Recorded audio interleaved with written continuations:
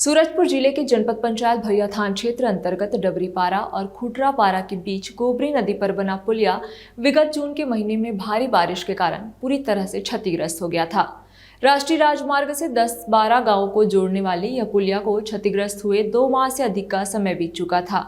पुलिया क्षतिग्रस्त होने के बाद ग्रामीणों द्वारा जिला प्रशासन और स्थानीय विधायक एवं मंत्री को अवगत करा दिया गया था, जिसके बाद कलेक्टर एस जयवर्धन स्वयं अपनी टीम के साथ स्थल निरीक्षण करने गए और ग्रामीणों की परेशानियों को ध्यान में रखते हुए जल्द ही वैकल्पिक मार्ग निर्माण का आश्वासन दिया था।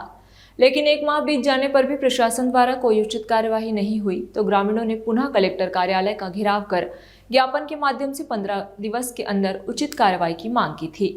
इसके बावजूद लगभग 2 माह बीत जाने पर कहीं से कोई सुनवाई नहीं हुई तो नाराज 3-4 गांव के ग्रामीण इकट्ठे होकर और श्रमदान कर वैकल्पिक मार्ग बनाना शुरू कर दिया।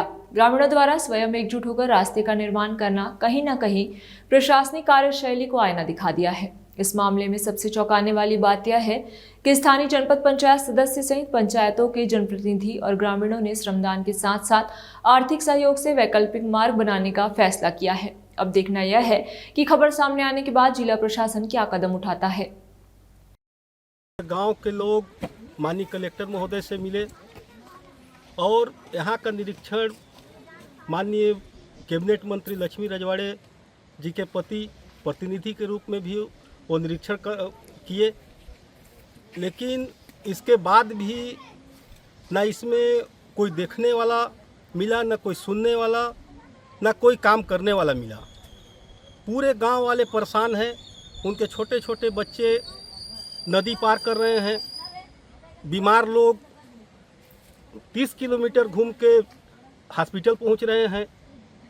कई तरह का परेशानी है और लोग उम्मीद बना के बैठे थे कि मंत्री प्रतिनिधि आए हैं कुछ होगा, कलेक्टर के पास मिले हैं तो कुछ होगा, लेकिन हम लोग पूरे विश्वास खो चुके हैं कि शासन में, इस प्रशासन में कुछ होगा।